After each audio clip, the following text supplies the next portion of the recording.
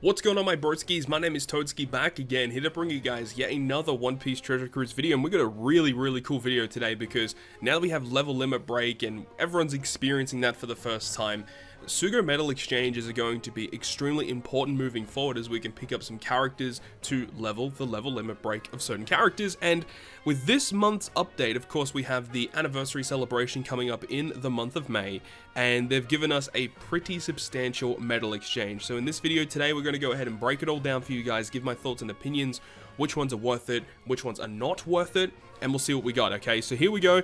Let's jump on in, and we're going to go straight to the bottom, because we're going to work our way up to the top. Now, the main thing that we can see off the bat is they're going to be putting previous anniversary characters on the medal exchange. So before we even talk about which ones are worth it, one thing I do want to say is that typically, basically every anniversary Sugo-Fest that has happened, they always rerun these characters, so they make them pullable on other anniversary Sugo-Fests. So before you spend any medals on these characters, you should wait until the anniversary Sugo-Fest. If these characters are not on that banner, then you can go ahead and decide if you want to go ahead and pick any of these guys up, because some of these characters are actually pretty good. But realistically, you should wait until the anniversary Sugo-Fest, because likely they're going to be pullable once again. But let's go ahead and talk about each of them. All the ones that are worth 100 medals are terrible, aside for maybe Peruna. This Peruna was used in a couple of instances because she has a really nice special of 50% heal and 70% damage reduction for 3 turns. So it's a pretty good special, actually.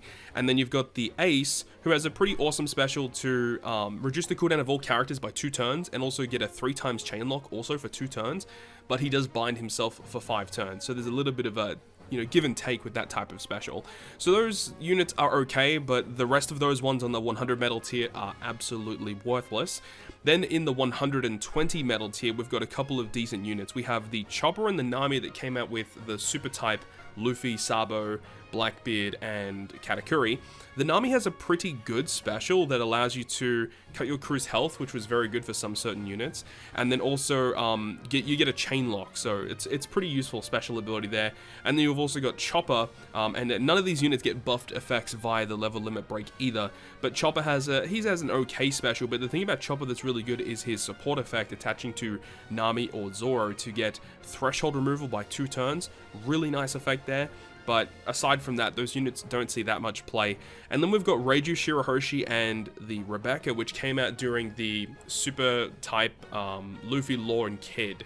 So those units, the final tap units, these units all have very good utility specials and all have relatively okay supports. So those ones are also up to your discretion and whether or not you want to go ahead and pick them up. They're not like ultimately required for content, though I will say is that this Reiju with her support effect gives you an orb boost for your strength units if you use a damage dealing special. This support effect was actually really good and kind of key for the Grand Voyage versus Alvida fight, because she reacts to an orb boosting effect, so you can have a support effect that gives you an orb boost, doesn't react to it. So this was used in the Grand Voyage quest, but outside of that, the Shirahoshi, Rebecca, and the Reiju don't see a lot of play. The next tier up, though, with the 150 medal tier, this is also pretty good. Remember, you can only purchase 3 of each character from the 150 medal tier. Now, straight off the bat, there's a couple of characters that stand out immediately. The first one is this Shanks, because he did receive buffs via the level limit break. It is unfortunate that when we click on the character's information that it actually doesn't show his evolved form, so we can't actually go through his abilities because it doesn't show it. But he does get a buffed captain, he gets a buffed special, and this Shanks is very key for level 4 and level 5 of the local sea monster Grand Voyage event. So if you have enough medals to purchase it and get him maxed out, you can go ahead and do that.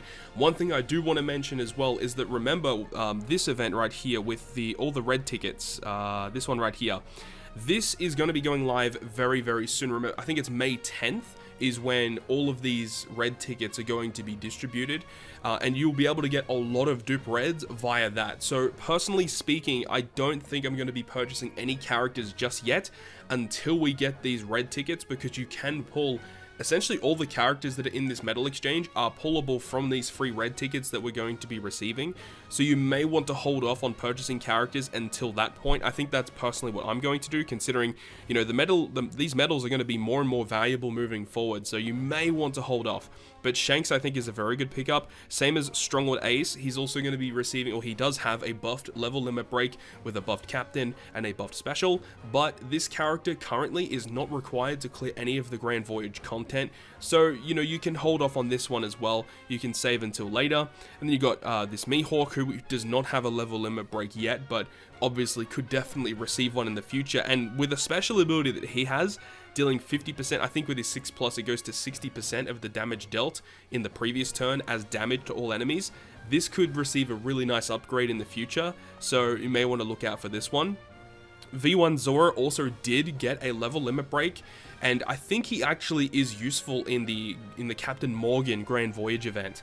So you may want to look out for this one. He does get a really good captain now, really good special ability. He can do multiple different things. You've got the God Usopp, who doesn't have a level limit break. I don't really expect a unit like this, even with a level limit break, to even be useful. But they may actually build content around this Usopp. So maybe when they come up to, you know, Kuro in the Grand Voyage, potentially this Usopp legend with a level limit break could be very useful. So you may want to keep that in the back of your mind. And you've also got the V2 Shooter Boa Hancock. This unit isn't very good. With a level limit break, could be kind of useful. And remember, that unit does super evolve to a free spirit variant, so you do have to have multiple copies of that character. And then V1 Judge, not really super useful there. You've got Nami. Personally, I actually have Nami fully maxed out already. Same with Shiki. Shiki's interesting. Just the movie legends in general are interesting because we don't know how they're going to deal with them, because we don't know if they're going to get a super evolution. We don't know if they're going to get a level limit break. We don't know how it's going to be worked. Considering Log Luffy did get a level limit break, I expect all the movie legends to probably receive buffs as well. But currently we don't know how they're going to structure these buffs. But the movie legends you may want to keep an eye out for. And Legend Brook as well. I personally don't see much happening with this character, but he's one of the characters you can go ahead and pick up for 150 medals. So just as a summary, I think Shanks, I think the Ace and the Zora, those three that currently have level limit breaks are obviously going to be great additions. But then obviously I think Mihawk, I think, could be really, really good. Usopp you may want to keep an eye out for, because Grand Voyage is very close to Syrup Village. Not Syrup Village. I think it's wherever Kuro is. Very close in terms of the story to where he is, so that could actually come into play. And then, you know, the rest of them is up to your discretion, really. The next level up in the 250 medal tier, you can only purchase 2 of these characters. But these ones are all relatively good. None of these currently have level limit break buffs, but they're really, really great additions. Personally, I actually have all of these characters completely max level limit break because I've just been holding so many copies. But in terms of ones that I think you may want to look out for, I think Luffy Law potentially could get a pretty insane buff with level limit break eventually in the future. I think Sabo and Koala could become a godly unit with level limit break.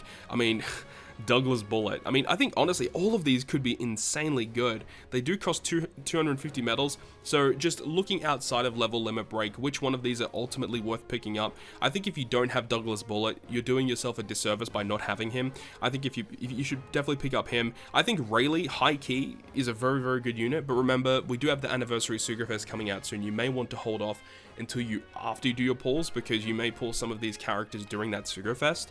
So you do have to keep that in mind. But I do think that Bullet is super worth it. I think Sabo Koala, I think Luffy Law, they all have the potential to be really, really good. And Rayleigh, I think, is also super solid. I think Komurasaki and Katakuri, those characters are fine, but they're not ultimately required or super amazing. But, you know, maybe with level limit break, those could all change. We just don't know with this new upgrade system. But I think ultimately, if you could only buy like one of these characters from this list, I think Bullet is the best choice.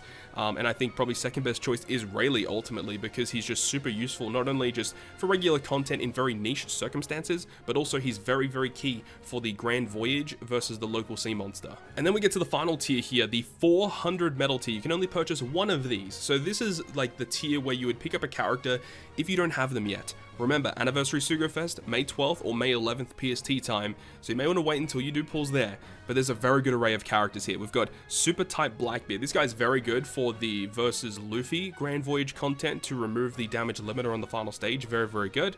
We've also got Dex Kid. This unit is just terrible. I don't know, he's definitely not worth 400 medals just comparatively to the other characters here. So this guy with a level limit break could be insane, but currently not very good. We've also got Kaido versus Big Mom, so that's pretty impressive that we're getting Kaido versus Big Mom in this list. I don't think this character is as strong as when they first came out. Obviously, we have pretty insane characters nowadays, but I do still think that Kaido vs Big Mom is an incredibly powerful unit that you should definitely keep in the back of your mind. If you don't end up pulling them during the anniversary Sugo-Fest and you have the medals available, I think it's not a terrible choice to pick them up. They've all got pretty awesome abilities, so keep that in mind. But then the next 3 characters are all amazing. We have Legend Queen, who I still think is one of the best legends in the game. We've got Legend King, another extremely powerful legend in the game.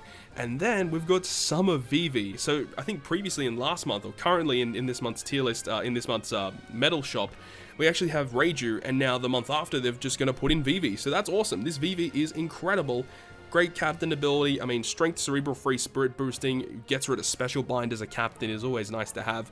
Full water matching slots, orb boost for 3 turns. If you already have an orb boost, you buff the orb boost and you extend it for 2 turns. Just a very good special ability. Great, great support effect for Vivi, King and Queen together as well.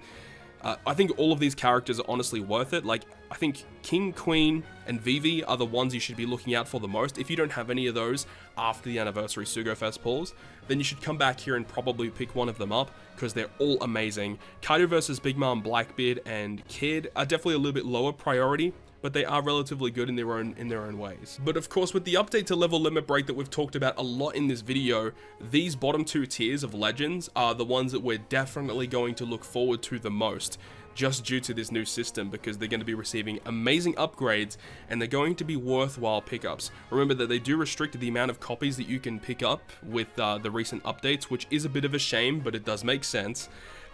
You should definitely be looking out for some of these ones here, especially if you're really close to getting that level 5 max level limit break for some of these characters.